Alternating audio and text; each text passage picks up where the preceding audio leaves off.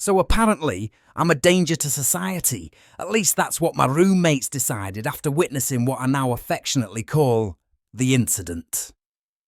Let me set the scene. It's a Tuesday night. I'm hungry. The kitchen is available. Seems like a reasonable time to make dinner, right? Wrong. Because what I didn't know was that my completely logical, totally safe, borderline genius cooking method was about to cause a full-scale intervention. Here's the thing about cooking. Everyone thinks their way is the right way. You've got the recipe followers, the freestyle chefs, the people who measure everything with their hearts. And then you've got me. The guy who discovered that you can cook pasta significantly faster if you just increase the variables. My roommate Jake walked into the kitchen first. Now, Jake is the kind of guy who reads instruction manuals for fun. He sees me standing there and I can see his brain short-circuiting. He's trying to process what he's looking at. His mouth is moving but no sound is coming out. Finally he manages, "Dude, are you cooking pasta?" I finish for him. "Yes, Jake, I'm cooking pasta." "That's not..." He points. His finger is actually trembling. "That's not how you cook pasta." "It's exactly how you cook pasta," I say, calm as a Buddhist monk. "You boil water. You add pasta. Basic chemistry.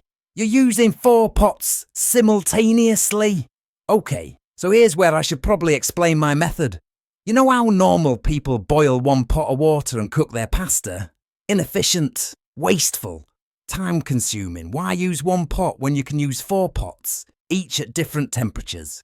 That's creating a convection current system that reduces cooking time by approximately I don't know the exact percentage, but it feels faster. Jake is now backing away slowly, like I'm a wild animal. "Why do you need 4 pots for 1 serving of pasta?" "Redundancy," I explain. "If 1 pot fails, I have 3 backups. Also, I'm testing which temperature yields optimal firmness." Optimal firmness? It's spaghetti, not a science experiment. But here's where it gets beautiful. Sarah, my other roommate, walks in. Sarah is a food blogger. She films everything, and I mean everything.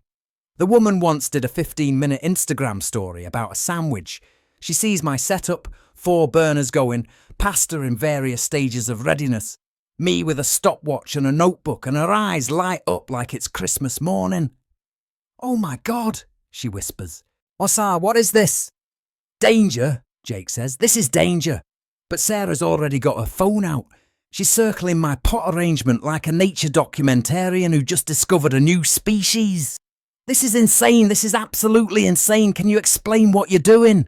So I do. I explain the whole system.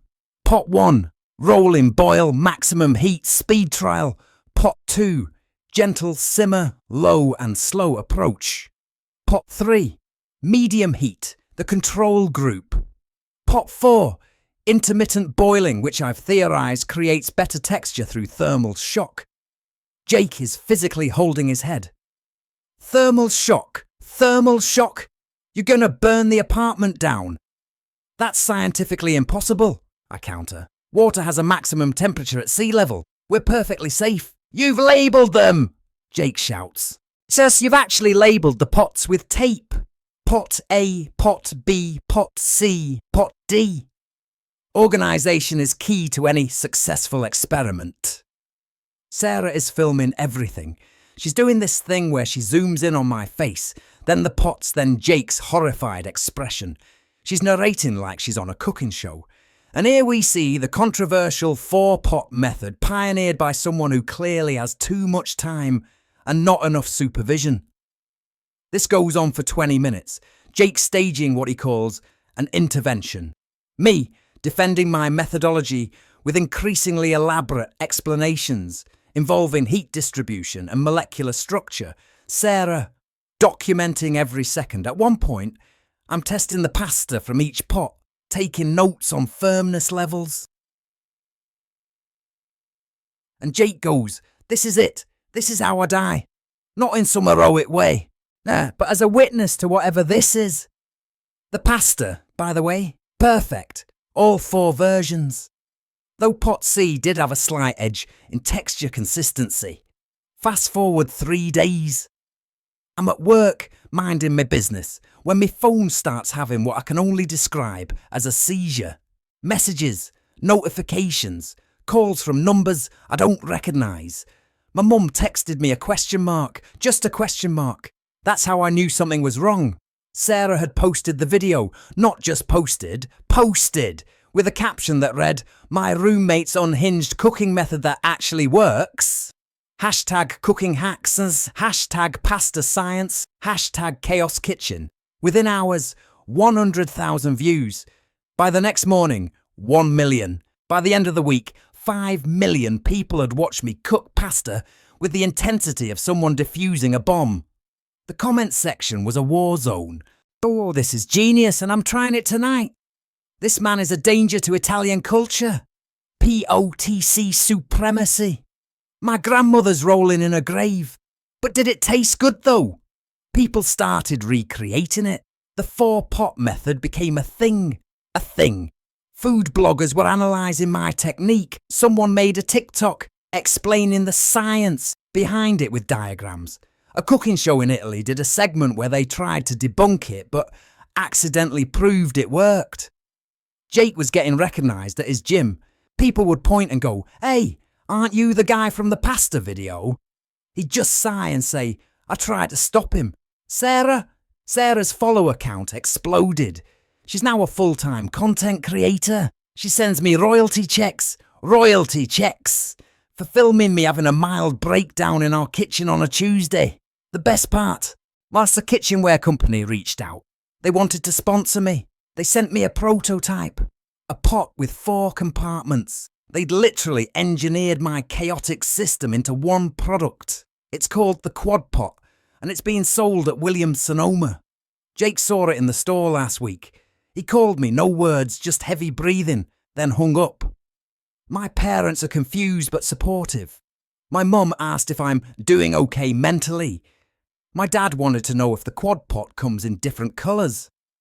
I got invited to a podcast about unconventional cooking methods. The host kept asking if I was okay and if I needed to talk about anything. I explained very calmly that I'm perfectly fine and that efficiency is not a cry for help. "But why 4 pots?" she kept asking. "Why not 4 pots?" I'd respond. We went in circles for 40 minutes. Oh, here's the thing. Nobody talks about going viral. You can't just go back to normal cooking. I tried making pasta the regular way last week, 1 pot, standard boil, and it felt wrong, incomplete, like I was betraying my own legacy. Jake walked in, saw me using 1 pot and actually looked disappointed. "Not even gonna try the method?" he asked. "I thought you hated the method." "I mean, yeah, but it's your thing now. It's weird seeing you not do it." Sarah has since filmed 17 more videos of me cooking various things. None of them have hit quite the same numbers, but people keep watching to see if I'll do something equally unhinged. Last week I made scrambled eggs using 3 pans simultaneously. The comments were split between "here we go again" and "this man needs supervision." The Italian government, and I'm not making this up, released a statement, not about me specifically, but about respecting traditional cooking methods in the age of social media. Everyone knew it was about me. The statement was literally released the same week my video hit 5 million views. I'm banned from my friend's Italian restaurant, not officially, but Marco, the owner, saw the video and just shook his head at me for 5 full minutes. No words, just disappointment radiating from his entire being. Meanwhile, cooking schools are divided. Some are teaching my method as an example of thinking outside the box. Others are using it as a cautionary tale of what not to do. I've become simultaneously an inspiration and a warning.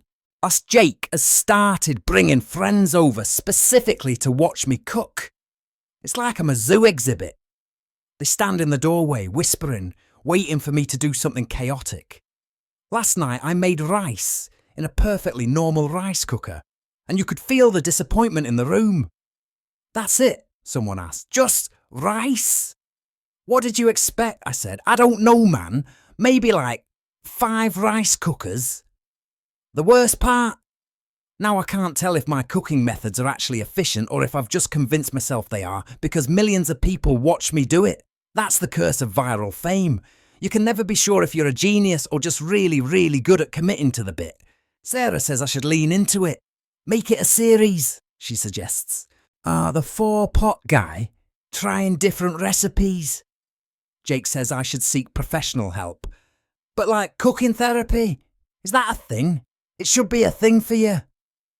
As for me, I'm just trying to eat dinner without causing an international incident. Though I will say, the 6-pan stir-fry method I've been theorising might be worth testing. Jake, if you're listening to this, don't come home Thursday night.